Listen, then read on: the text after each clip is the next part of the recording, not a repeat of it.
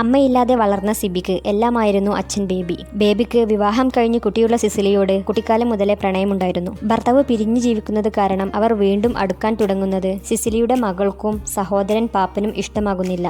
ബേബിയുടെ സുഹൃത്തും സിബി നോക്കി നടത്തുന്ന ഏലത്തോട്ടത്തിന്റെ ഉടമയുമായ ജോൺസന്റെ മകൾ ഷോഷയ്ക്ക് നല്ല ക്യാരക്ടറുള്ള സിബിയോട് പ്രണയം തോന്നുന്നു.